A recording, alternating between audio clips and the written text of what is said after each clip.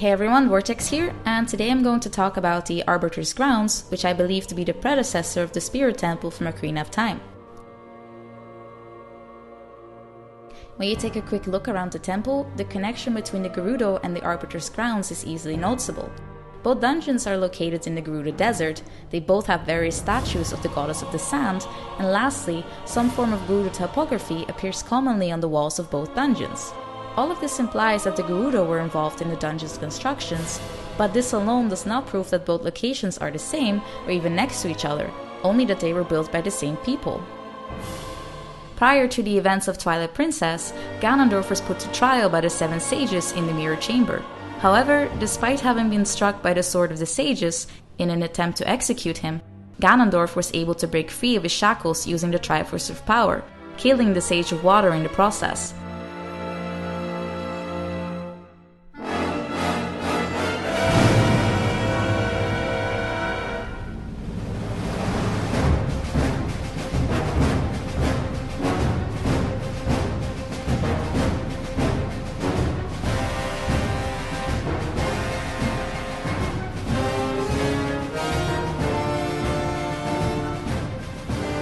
The sages then quickly proceeded to send Ganondorf to the Twilight Realm using the Mirror of Twilight.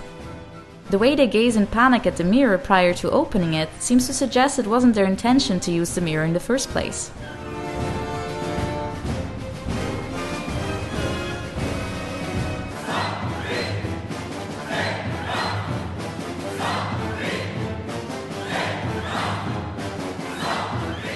These sages have been protecting the mirror since its first use. At the command of the goddesses, we sages have guarded the Mirror of Twilight since ancient times.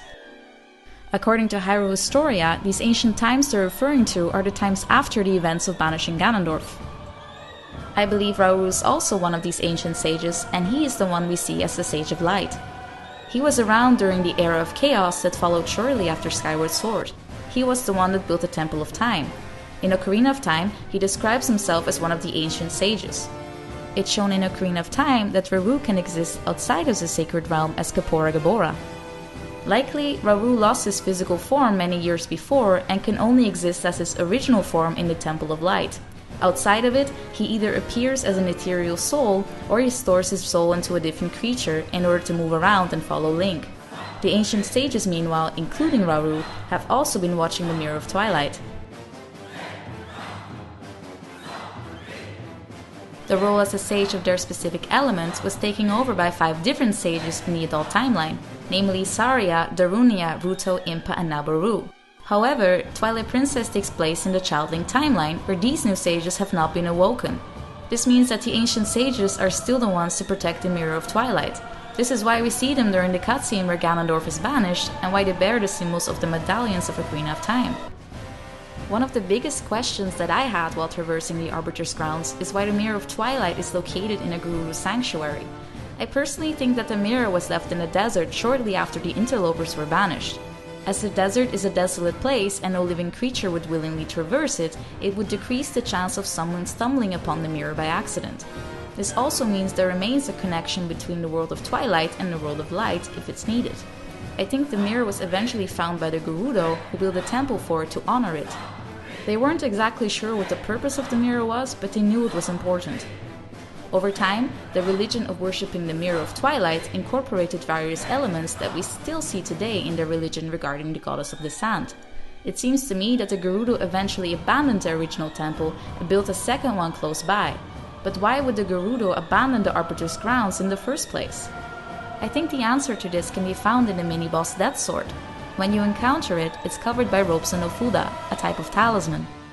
Ofuda are used in Japan to ward off evil, but the amount of ofuda used on Death Sword implies the Gerudo were attempting to seal off an extremely evil entity.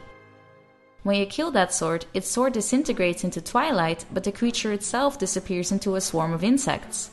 It could be that that sword originally was a Gerudo, judging from its cloak and the symbols on it, and accidentally came into contact with the corruption originating from the Mirror of Twilight. This turned that Gerudo into a monster which could only be stopped by sealing it. The Gerudo came to be fearful of the mirror and they abandoned the temple.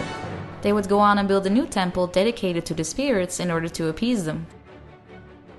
This new spirit temple would not be dedicated to the mirror, but instead would be dedicated to the goddess of the sand and the spirits of the desert. This new religion and temple still feature elements related to mirrors, but focuses more on the goddess of the sand herself. There remains a giant mirror chained to the ceiling, which seems to be modeled after the Mirror of Twilight, and there are various smaller mirrors encased in snake statues. Due to the Gerudo abandoning the original temple, the location of the Arbiter's grounds became lost in time, and so did the memory of the Mirror of Twilight. The exterior shape of both dungeons is quite different, but we only see the entrance side for both dungeons as well.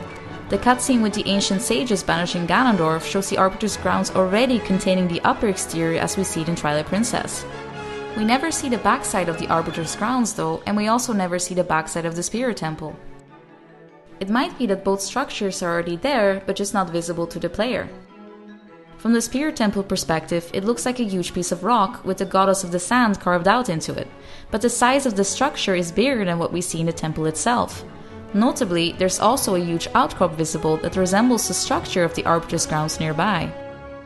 From the Arbiter's grounds perspective, it looks like a huge colosseum with the upper part sticking out because of the pillars. These large pillars were likely added to the dungeon after it was seized by Hyrule, as it bears the mark of the royal family. The Gerudo would never willingly allow this crest to be on their holy ground. Now comes a very important detail. The use of the Mirror of Twilight differs greatly between the original version and the English version. In the Japanese version, Aru states that, in the Gerudo Desert, there was once an execution place at which a certain big criminal was punished. As I heard, that big criminal was sent to the other world by means of a cursed mirror kept in an execution place, and so on. While in the English version, he says that the Gerudo Desert once held a prison built to hold the worst criminals the land has ever known. The criminals who were sentenced to death were sent directly to the underworld by a cursed mirror that was kept in the prison. The English version implies that the Arbiter's grounds were an actual prison where they executed many criminals, while the Japanese version states that the grounds were used to only execute Ganondorf. All of this heavily changes the role of the Arbiter's grounds in Hyrule's history. It no longer should be considered a prison for criminals, but purely an execution ground. The desert where the Arbiter's grounds are placed is referred to as the Gerudo Desert, yet we see no trace of the Gerudo anywhere. We know that they are still alive at this point, since they reappear in Four Swords Adventures, but in Twilight Princess they have vanished, at least from the parts of the desert that we visit. I believe that part of the Gerudo tribe has been massacred by the royal family of Hyrule, with some Gerudo able to escape and settle elsewhere.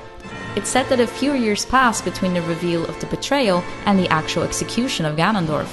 Within these few years, the Hylians could have conquered many parts of the Gerudo land and repurposed their sacred landmark into a place fit for execution. In fact, the towers with the mark of the royal family is visible from far away, strengthening the victory of the Gerudo. What better way to announce your victory than to mark your enemy's holy site with your own crest? Notice how most enemies inside the Arbiter's grounds are undead. Its halls are haunted by vengeful raids, from Stalfos and Stalkin to raided knights and poles. During the fight against Stalord, a ton of Hylian-looking knights, the Stall Troop, emerged from the sands. It seems very implied that some type of battle happened here. The Gerudo have always had a reputation of being cruel thieves, so the Knights of Hyrule would not have any qualms fighting a tribe that was basically full of usurping criminals. But why would they go after the Arbiter's grounds and not Gerudo Fortress? This can be explained quite easily actually. At the time of Ganondorf's capture, there was no hero that would be able to assist in destroying Ganondorf.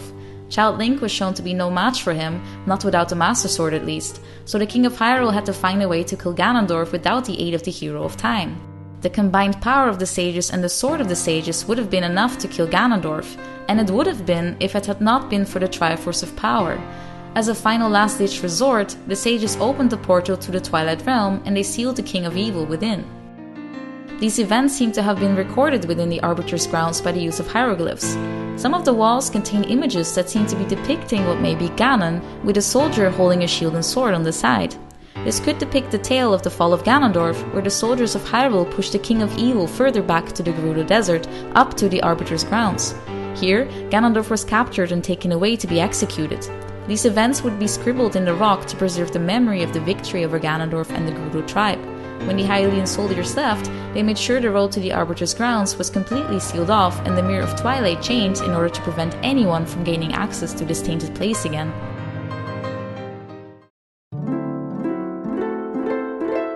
Hey everyone, thanks for watching, and if you like this video, check out some of my other Zelda stuff.